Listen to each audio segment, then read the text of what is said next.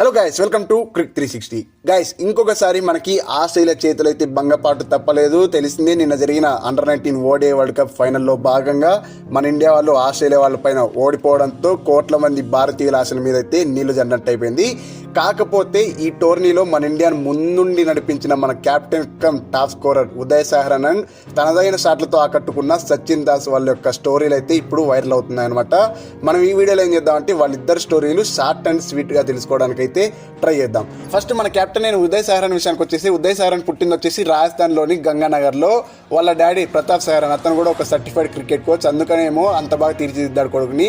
అట్లాంటి quality innings వస్తున్నాయంటే ఖచ్చితంగా బిహైండ్ ద రీజన్ ఎవరో కాదు, వాళ్ళ డాడీ అంటాడు అనమాట. సెమీఫైనల్ ఒక అద్భుతమైన ఇన్నింగ్స్ ఆడాడు కదా ఉదయ్ సహరన్. ఆ తర్వాత ఇంటర్వ్యూలో నువ్వు ఇట్లాంటి ప్రెజర్ని ఎలా మెయింటైన్ చేసావు అంటే, మేనేజ్ చేసావు అని అడిగితే అతను ఏం చెప్పాడంటే, ఇదంతా మా డాడీని చూసి నేర్చుకున్నాను. మా డాడీ ఆడేటప్పుడు ఇట్లానే ఆడేవాడు. అతను ఏం చేసేవాడంటే ఫస్ట్ ప్రెజర్ అంతా అబ్జర్వ్ చేసుకుని ఆ తర్వాత చోక్డౌట్ చేసేవాడు. ఇట్లా బౌండరీలు ఎక్కువ స్కోర్ అయినప్పటికీ ఇట్లానే ఆడేవాడు. సో మా డాడీ ఇన్నింగ్సే నాకు కూడా ఇక్కడ ఇన్స్పిరేషన్ అని అక్కడ ఉదయ్ సహరన్ చెప్పుకొచ్చాడు అనమాట.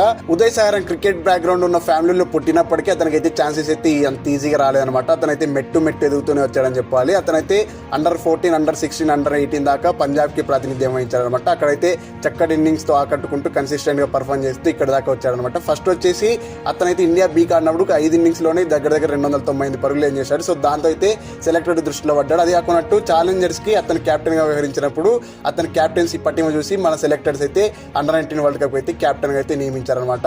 ఇక సచిన్ దాస్ విషయానికి వచ్చేసి, సచిన్ దాస్ పుట్టింది వచ్చేసి ముంబైలోని బీల్లో అనమాట. వాళ్ళ డాడీ అయిన సంజయ్ దాస్ కూడా యూనివర్సిటీ లెవెల్ లాగా అయితే ఒక క్రికెటర్ అంట. కాకపోతే ఫైనాన్షియల్ ఇష్యూస్ ఉండడం వల్ల ఆ క్రికెట్ అయితే మధ్యలోనే ఆపేయాల్సి వచ్చింది. అందుకనేమో కొడుకు మీద ఎలాగైనా కలం తీర్చుకోవాలన్నట్టు సచిన్ దాస్ చిన్న ఉన్నప్పుడే సచిన్ దాస్ కోసం ఒక స్పెషల్ గా టర్ఫ్ చేయించాడంట. ఆ టర్ఫ్ కి అయితే ఎన్ని ఇబ్బందులు ఉన్నా ప్రతి 2-3 డేస్ కి అయితే వాటర్ ట్యాంకర్ పిలిపించుకొని వచ్చి వాటర్ చేయించాడు. అంటే ఎందుకంటే ఒకవేళ టర్ఫ్ వాటరింగ్ చేయించకపోతే ఏమైనా పాడైపోతుంది కదా.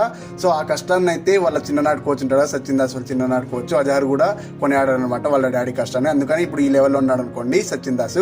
సచిన్ దాస్ కి ఈ పేరు ఎలా వచ్చిందంటే, సంజయ్ దాస్ వాళ్ళ డాడీ ఉన్నాడు కదా, వాళ్ళ డాడీకి వచ్చేసి ఫస్ట్ ఇష్టమైన క్రికెటర్ వచ్చేసి సునీల్ గవాస్కర్ అంట. ఆ తర్వాత సచిన్ అంట. అందుకనే సచిన్ పేరు వచ్చేలాగా ఈ పేరు అయితే పెట్టాడంట. అందుకనే సచిన్ దాస్ డొమెస్టిక్ క్రికెట్ లో అతనైతే జెర్సీ నెంబర్ 10 వేసుకుని ఆడేవాడంట.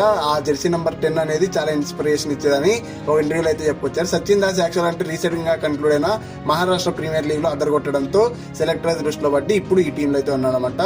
ఇది వీళ్ళిద్దరు స్టోరీలు అయితే. చివరిలో క్వశ్చన్, 2023 ఓడిఐ వరల్డ్ కప్ కి తర్వాత అండర్-19 వరల్డ్ కప్ కి ఉన్న సిమిలారిటీస్ ఏంటి, డిఫరెన్స్ ఏంటి కింద కామెంట్లో తెలియండి.